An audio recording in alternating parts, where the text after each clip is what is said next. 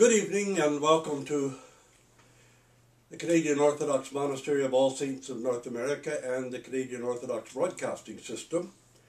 We're going to make two short videos to upload on YouTube today. And in the first one, I'm going to answer some questions that were posed.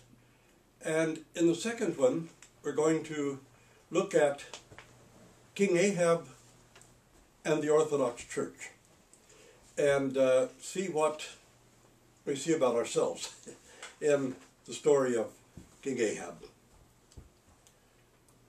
So here's a list of questions, just a few, that have been posed in very recently, and I want to respond to them as best we can in a short space. The first question is, what does noetic mean? The word noetic, not poetic, but noetic, mean in the Orthodox Church? Well, you know, the word noetic was used by the Greek philosophers, Plato in particular, in his concept of the kosmos noitos, the world of ideal forms, something like another dimension of the universe where the ideal patterns or forms of things sort of resided. And in the Orthodox Church, the word noetic really refers to something which cannot be comprehended by reason, but is apprehended in the intellect through grace. The only time I know of that it's used anywhere in the Orthodox world to indicate a prototype is in the litany in the Divine Liturgy, where we say, calling to remembrance all the saints.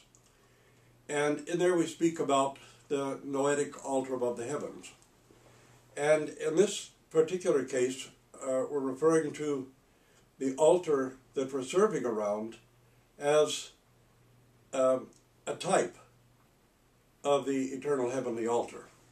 Otherwise, the word noetic, though in theology and in mystical experience, always refers to something that cannot be comprehended by reason, but is apprehended in the intellect by means of divine grace.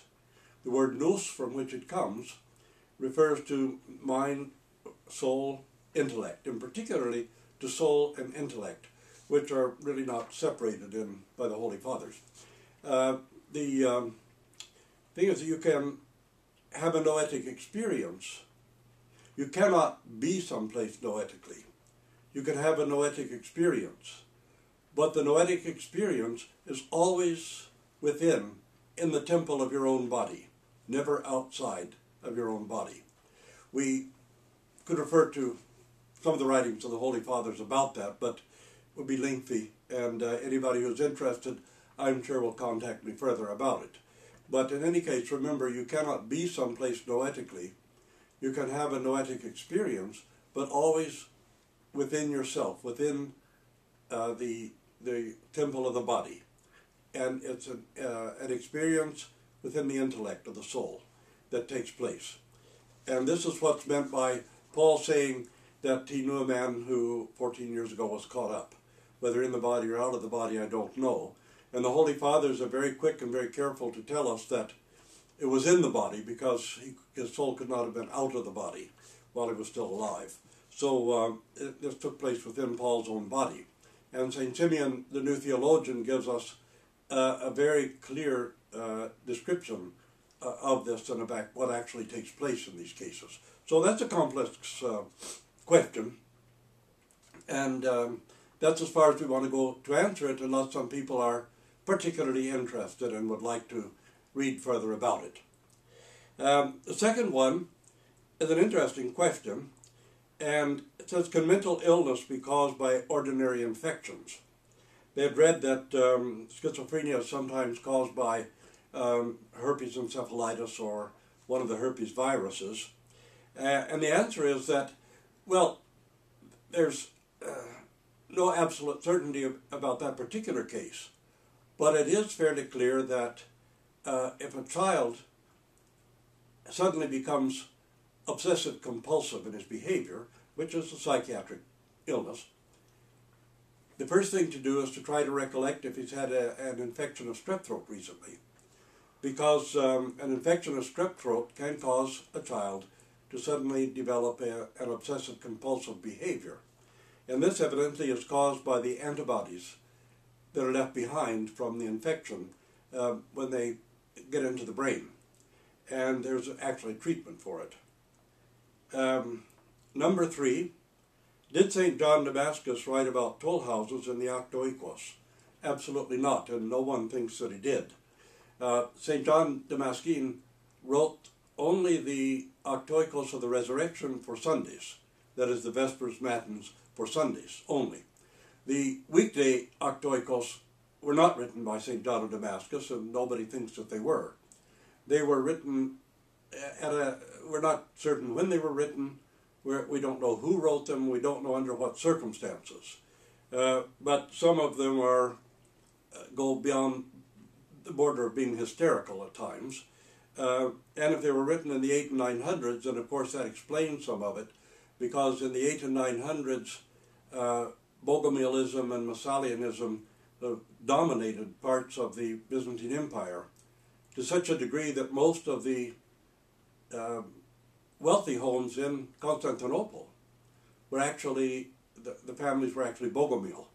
And the patriarch of the day, I think it was Tarasius, maybe not remembering correctly, but the patriarch of the day was deposed as a Bogomil.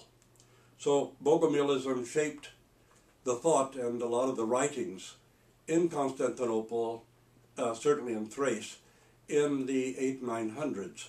And consequently, these daily Octoikos, sometimes called the Paraklitiki, were, if they were written in that time, that explains why they were hysterical and a bit strange.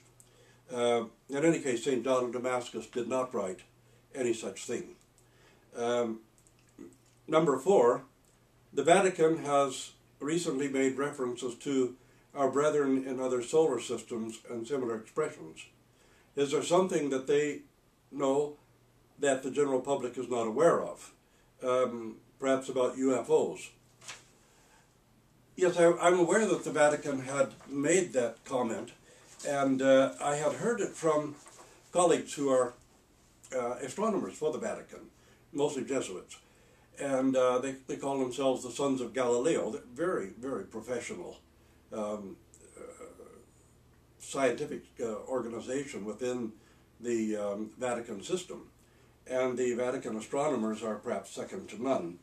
Well, for some reason they seem to think that there probably are intelligent beings on other planets. That seems to be something the Vatican has reconciled itself to. And we can't really say.